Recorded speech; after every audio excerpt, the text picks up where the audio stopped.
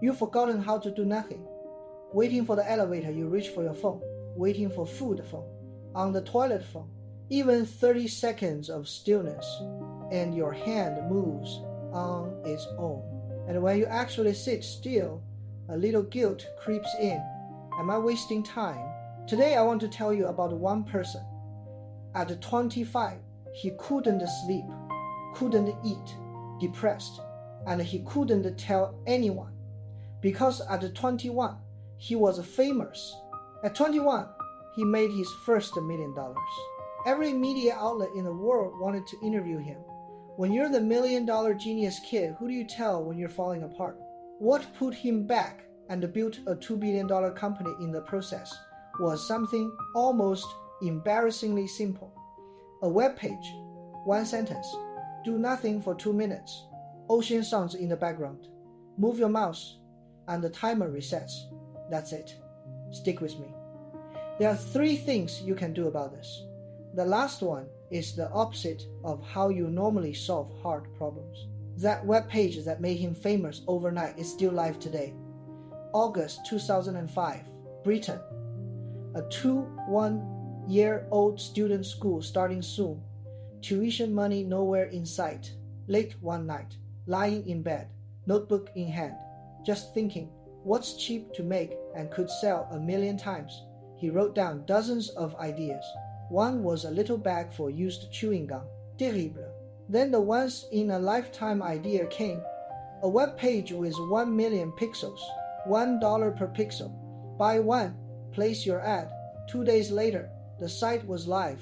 Domain cost $50. The $1 million homepage went viral around the world. 5 months later, every pixel was sold. He walked away with over $1 million. His name was Alex too. That's the half of the story everyone knows. The half nobody tells is where it gets interesting. After the explosion, he dropped out of school and walked into the startup world with money in his pocket. The next 5 years, he started company after company. Pixels, communities, content. All failed. Imagine proving at 21 that you're a genius, then spending 5 years proving it. Might have just been luck. That's a harder thing to carry than never winning at all. He moved to San Francisco, pushed it harder. Sleep got worse. Appetite disappeared. Even the meditation habit he'd kept since he was 14 gone. Depression moved in. He said something about that period that stuck with me. Something like, nobody wants to hear a kid who made $1 million say he's depressed. In 2011, at rock bottom, he did a small thing. He and a developer friend built a little web page in almost no time. They called it Do Nothing for 2 minutes. Open it, ocean sounds. A 2-minute countdown. Your only job, don't touch the mouse, don't touch the keyboard, touch either one, and it resets. It sounds like a joke. It went viral. Millions of people tried it. A huge number of them discovered they couldn't last 2 minutes. He suddenly saw something clearly. In this era, the scarcest thing might not be content, it might be the ability to do nothing, including him. What broke him wasn't a lack of effort. It was that he'd abandoned the one habit he used to have, sitting still. In 2012, he teamed up with a friend who'd also burned out from startups. Together, they built an app that taught people to close their eyes, breathe, and sleep. That app was Calm. 2019, valued at $1 billion, 2020, $2 billion. A magazine wrote about it with a headline I love, roughly translated, "This app turned doing nothing into a business." The man who made his first fortune filling people's screens ended up making 2,000 times more by emptying them. Now let's talk about the idea we've all bought into. Boredom is waste. Every minute should be used. Commute time is for podcasts. Wait time is for news. Even daydreaming should be upgraded to meditation. Efficiency all the way, not 1 second lost. I'll be direct. This math shuts down the most valuable machine humans have ever had. Some hard evidence. In a cave in South Africa, archaeologists dug up a set of shells 75,000 years old, holes drilled through them, painted red. Not tools, not weapons. beads strung together to wear, the earliest known human jewelry. Drilling a hole through a shell with a stone tool takes hours per bead. One afternoon, 75,000 years ago, someone had nothing to do. They sat down and made a string of beads. In Germany, a flute was found carved from a vulture bone, 5 holes, 40,000 years old.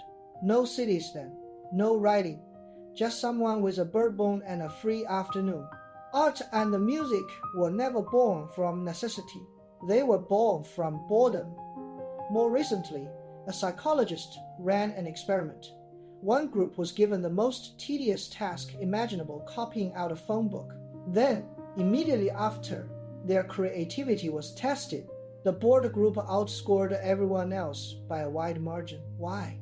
Scientists later found that when we do nothing, a specific network in the brain lights up, responsible for creativity, reflection, and empathy. The more idle you are, the harder this network works.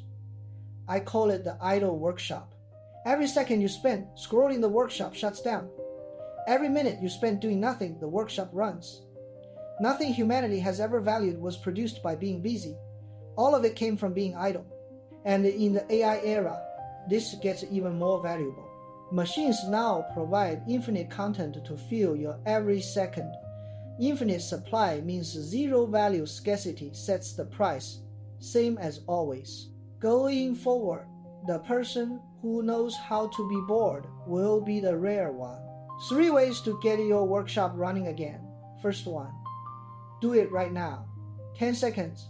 Put everything down. Don't touch the screen. Just sit. I'll count 10 seconds. Go.